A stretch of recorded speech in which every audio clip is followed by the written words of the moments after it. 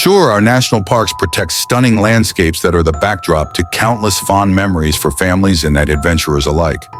But these parks have also been the scene of baffling crimes and strange scenarios, from gangster-owned moonshine operations to unexplained disappearances.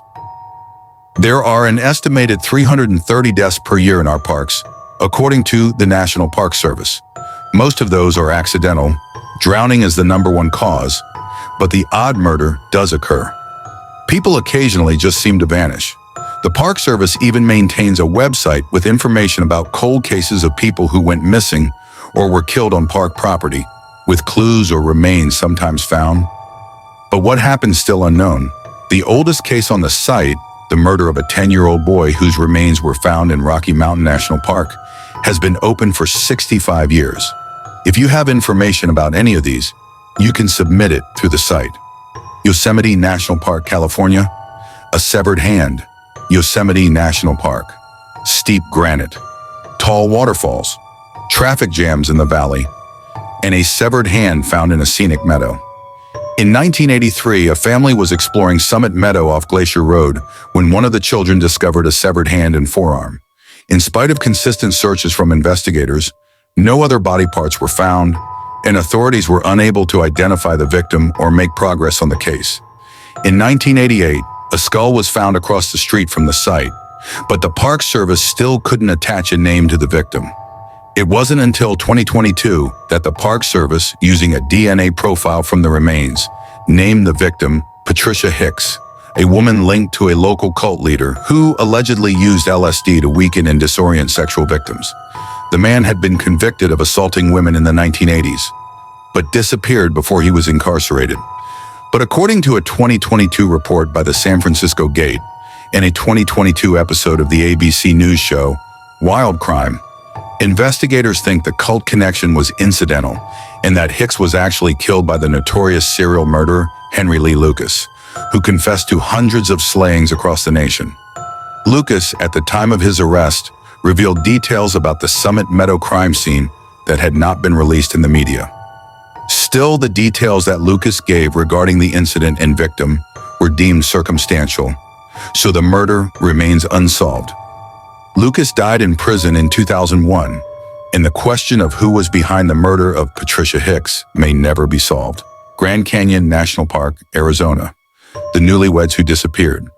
The Grand Canyon might be best known for its 5,000-foot walls, but the rapids at the bottom of that gorge are huge as well. The Green River and Colorado River descend for more than 270 miles in a torrent of Class 4 and Chervie whitewater, with multiple massive waves and many boulders to maneuver around. Native Americans likely traveled the canyon for hundreds of years, but the first European American documented as navigating it was John Wesley Powell in 1869. Since then, roughly 100 people have drowned in the rapids. Arguably, the most famous and mysterious drowning or incident happened in 1928, when the newlyweds Glenn and Bessie Hyde attempted to paddle the Grand Canyon on their honeymoon. They were in a boat that Glenn had built, attempting a speed record paddle through the canyon that would also have made Bessie the first woman to run it. Rubber rafts wouldn't become common until after What No To What. The Hydes were last seen on November 18th, and their boat was found intact with all of their supplies a month later, on December 19th. The boat was in perfect condition, with all of the contents, including Bessie's diary, intact. Search parties scoured the canyon, but their bodies were never found. It's possible and probable that the couple was washed out of the boat during one of the rapids, and the vessel continued downstream without them. But Glenn and Bessie were both experienced rafters. A popular theory has emerged over the years that Bessie murdered her new husband somewhere deep in the canyon. Another river runner, Emery Kolb, encountered the couple deep in the canyon and noted Bessie's hesitance to continue the journey and that they didn't have life jackets. In 1971, a woman named Elizabeth Cutler claimed to be Bessie Hyde, alleging that she stabbed her husband during a fight and had been living a different life ever since. Cutler eventually denied the claim, and it was later rumored that the pioneering river runner Georgie Clark, the first woman to own a commercial rafting business in the Grand Canyon, was actually Bessie Hyde. After Clark died in 1992, the Hyde's marriage license was found in her home, as well as a birth certificate identifying Clark as Bessie DeRoss, according to an account by North Arizona University. DeRoss was her birth name. Why she changed her first name to Georgie is unknown. Georgie Clark was married twice and had a daughter who died in a bicycle accident. We don't have enough info to say Clark was the Bessie who disappeared in the Grand Canyon, and some historians have discounted the idea.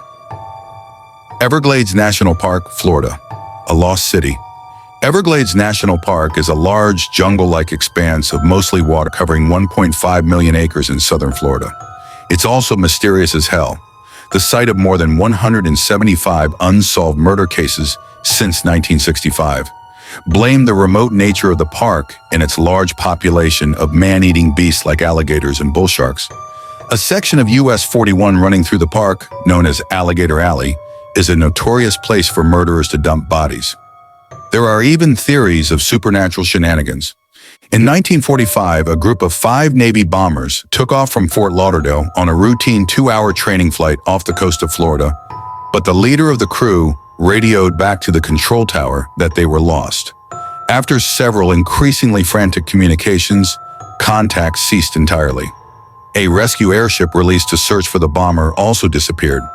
These missing planes spawned the legend of the Bermuda Triangle, where many ships and planes have disappeared without explanation, and which touches a corner of the Everglades. The planes have never been found, but one theory is that the bombers were well off course and crashed in the Everglades. My favorite Everglades mystery, though, concerns a 3-acre island in a remote section of the park south of Alligator Alley, known as the Lost City, that at various times throughout history has reportedly been a Seminole settlement, a Confederate soldier hideout, and a moonshine operation. The island doesn't appear on any maps, and no roads or known trails lead to it. But according to an article published in the Orlando Sentinel, it is registered as an archaeological site in the Florida State Archives, and has been studied by state archaeologists and wildlife officers who uncovered ruins of wooden shacks, a canoe, native artifacts, and a large iron kettle, the type often used to distill moonshine out of sugarcane. Some artifacts were hundreds of years old, but most came from the Prohibition era, when the island was likely used as the hub of a bootlegging operation. Historians aren't sure why the original Seminole residents abandoned the settlement. As for the Confederate soldiers, who were supposedly hiding out after stealing Union gold, archaeologists believe they were killed by Native Americans for trespassing on sacred ground. The most recent legend surrounding the island has to do with Al Capone, who reportedly owned a speakeasy in a nearby town during Prohibition and may have run a moonshining operation on the island. Since both the speakeasy and the still were illegal operations, there's no paper trail linking the gangster to the lost city, so we may never know whether this part of his famous tale is true. Death Valley National Park, California. Missing tourists. Death Valley National Park is a notoriously inhospitable landscape. It's known as the hottest place on Earth, with the world record highest air temperature of 134 degrees recorded at Furnace Creek on July 10, 1913. The desert, which sits in a basin almost 300 feet below sea level, gets an average of just 2 inches of rain a year, and when precipitation does come, flash floods are common. Obviously, summer is one of the most dangerous times to visit the hottest place on Earth, which might help explain what happened to 4 German tourists who disappeared inside the park in July 1996. The visitors, 34-year-old Egbert Rimkus and his 11-year-old son, and Cornelia Meyer, 27, and her 4-year-old son, were in the U.S. exploring California and the Southwest for a month. They rented a minivan in Los Angeles and entered Death Valley on July 22nd, scheduled to fly back to Germany on July 27th. But they never made it out of the park. The minivan was found in October of that year by a ranger flying over the southern portion of the park looking for illegal drug labs. He spotted the vehicle in Anvil Canyon, a federally protected wilderness area of the park with no active roads. The van was stuck in the sand, the doors were locked, and 3 tires were flat. When investigators linked the minivan to the Germans after tracking down the rental info and were able to trace their itinerary through receipts and wire transfers.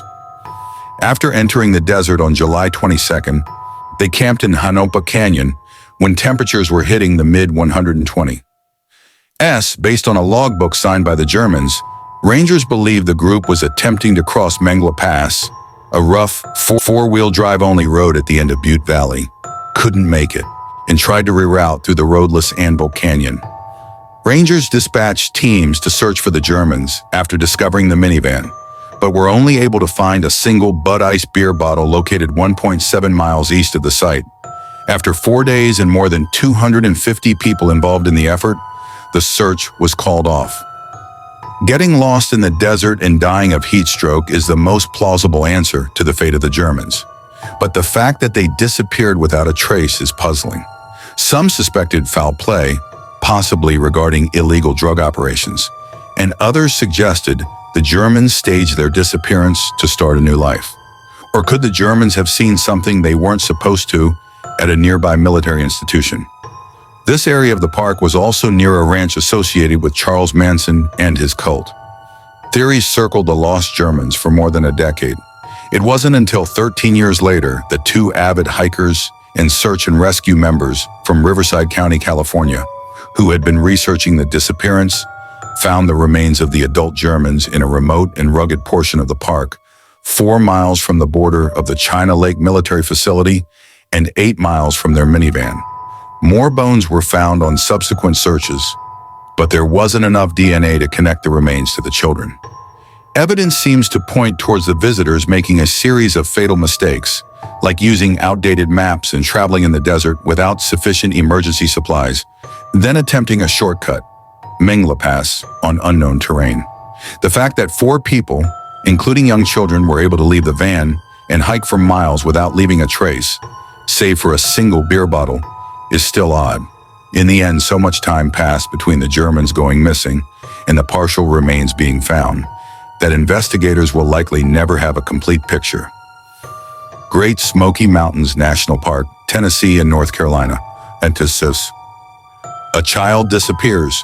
Great Smoky Mountains is probably best known as a drive-through park, a place where most people stick to the roads, established viewpoints, and short nature trails starting within a few feet of parking lots.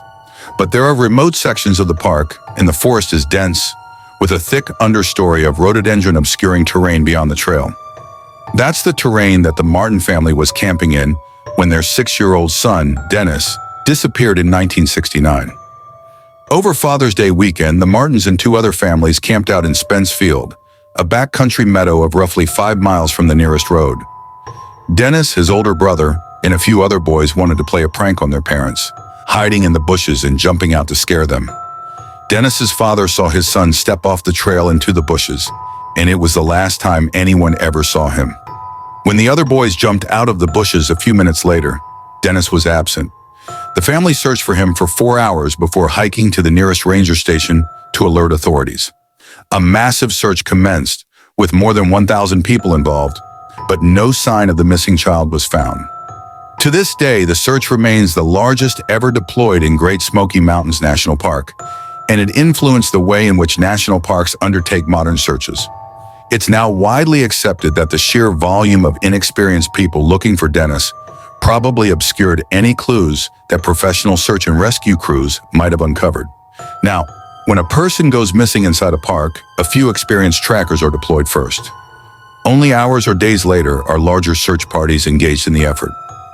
The FBI suspected no foul play in the case of Dennis Martin. A number of false reports initially gave hope for some closure for the Martin family, but none panned out.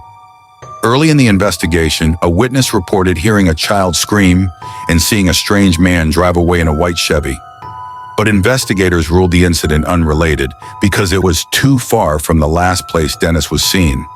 In the 1980s, a hiker looking to harvest ginseng illegally inside the park reported finding the skeleton of a child roughly 10 miles from Spence Field. But when rangers searched the area, they found nothing. Mount Rainier National Park, Washington, a murder.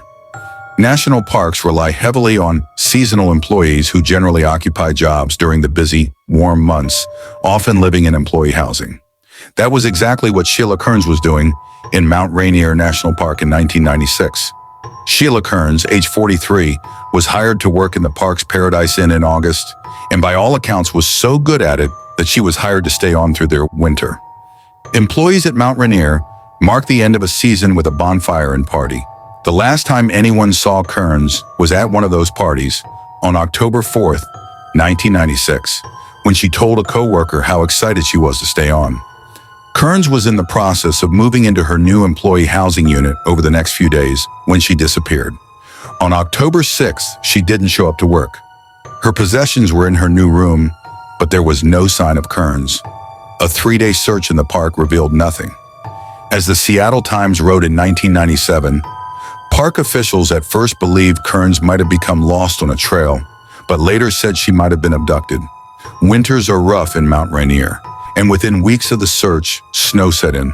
7 months later, in May 1997, after the spring thaw, a volunteer who was setting up a navigation course for park rangers found skeletal remains at the community building in the old Longmire campground, about a mile from the inn.